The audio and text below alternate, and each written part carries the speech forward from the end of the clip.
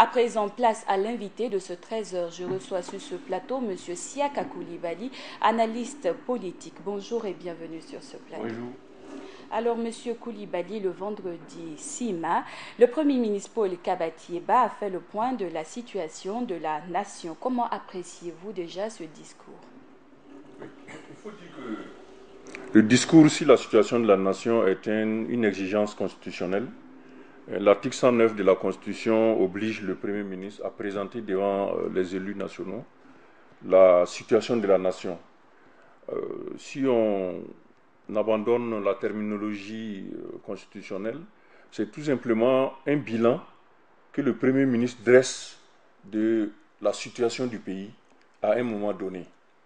Donc on peut s'étonner de voir le Premier ministre passer devant les élus quelques mois seulement après son discours de politique générale, mais ce sont les exigences constitutionnelles qui l'y amènent.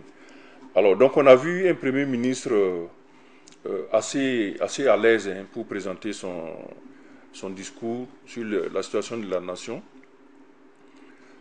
Quand on va au fond de ce discours également, on constate que ce sont les actions de 2015 qui sont présentées par le Premier ministre à l'heure actuelle.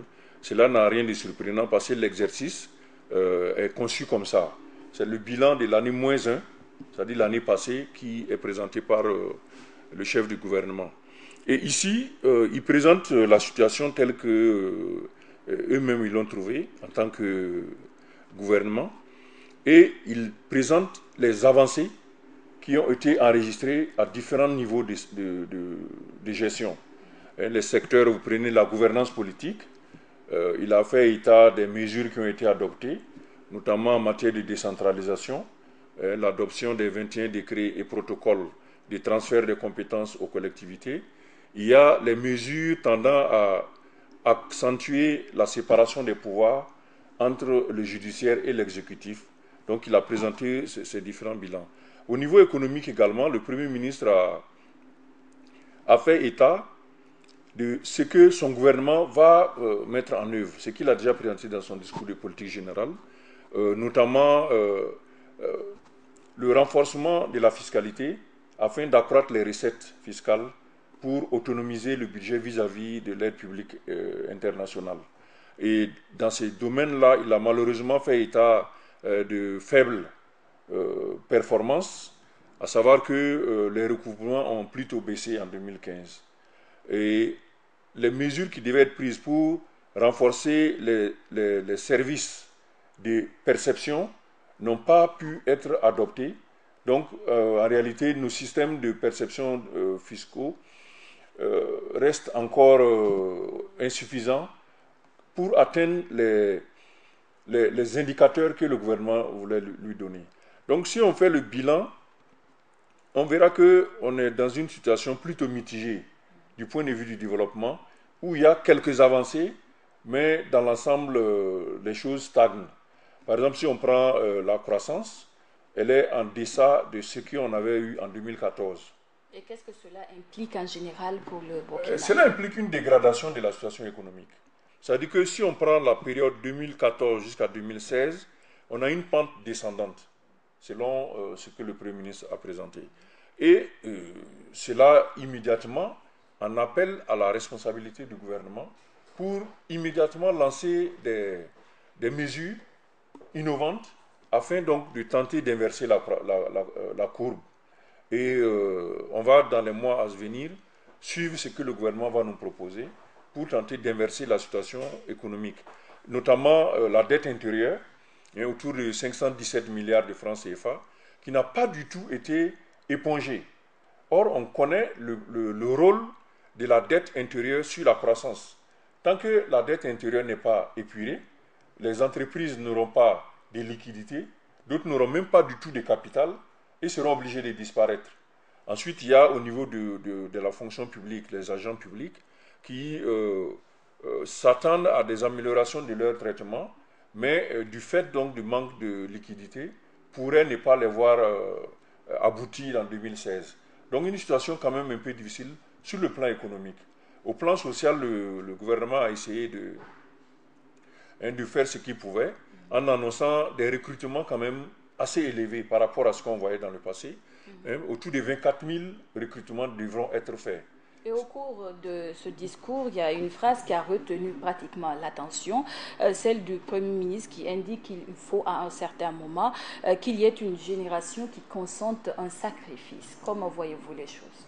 Ben oui, ça dit que le Premier ministre tire la conclusion que telle que l'économie est structurellement non performante, il va falloir prendre des mesures assez difficiles en termes donc de traitement salarial, en termes d'avantages pour les différents agents.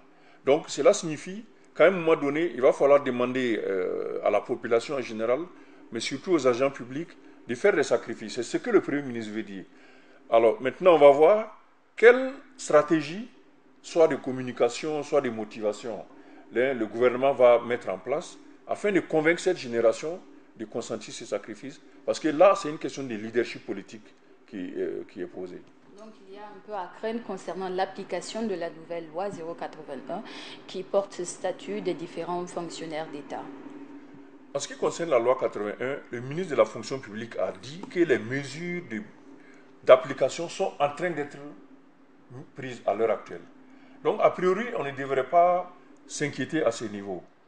Alors, en principe, d'ici juin, on devrait sentir l'application de la mesure de la loi 081. Mais en même temps, si on applique la loi 81, cela a d'autres conséquences également. Parce qu'on aura une augmentation de la masse salariale de 40 milliards, ce qui va nous amener à 50% du budget de l'État. Ce qui est au-delà des standards fixés par l'UEMOA, qui sont à 35%.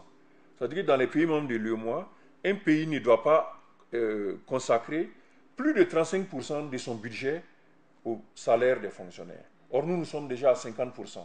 Donc, non seulement on n'est pas certain que le gouvernement puisse appliquer la loi 081 d'ici juin, mais en plus, s'il l'appliquait, cela a d'autres conséquences également en matière de gestion macroéconomique.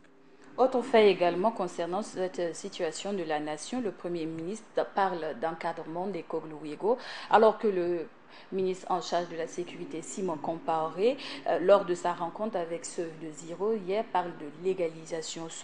Comment faire pour sortir en gros de cette tourmente Kogluwego? C'est une grosse épine dans le pied du régime actuellement. Les Kogluwego se sont présentés comme un fait que nous avons découvert. Donc, il s'agit pour le gouvernement de proposer la meilleure solution possible. Qu'est-ce que je veux dire par là? On se rend compte que des problèmes de sécurité graves persistaient dans nos zones rurales notamment. Et les Kogluwego sont venus compenser ces vides des services de sécurité classiques de l'État. Et cela fait qu'aujourd'hui, au niveau rural, les Kogluwego sont soutenus à 150% par les populations parce qu'elles ont vu les changements que ces Kogluwego ont apportés. Malheureusement, le mode opératoire des Kogluwego implique des atteintes aux droits humains, notamment des sanctions sans jugement et aussi le fait qu'il ne s'agit pas de juridictions normales.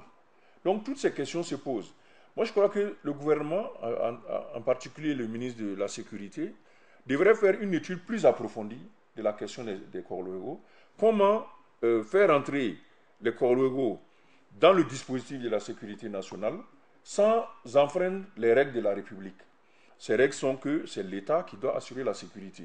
Et toute force qui n'est pas sous le contrôle de l'État doit être sanctionnée et disparaître. Maintenant, nous avons un fait social devant nous, qui est le Kogluwego. Apparemment, les réponses apportées par le ministre de la Sécurité semblent non seulement ne pas convaincre les Kogluwego eux-mêmes, mais également la population, ceux qui sont défenseurs des règles de la Constitution ou des lois au Burkina Faso. Donc je crois qu'il y a encore du travail pour le gouvernement en ce qui concerne les Kogluwego et la mitigation des risques que présentent ces milices-là. Merci beaucoup, M. Coulibaly. Merci d'être venu sur ce plateau. Merci. C'est tout pour cet entretien avec M. Siaka Coulibaly, analyste politique. Entretien qui m'a fait au journal du 13h sur la chaîne Burkina Info. À tous ceux qui nous ont suivis à Dori et partout ailleurs dans les 45 provinces du Burkina, à la Oukoon et Nwakati.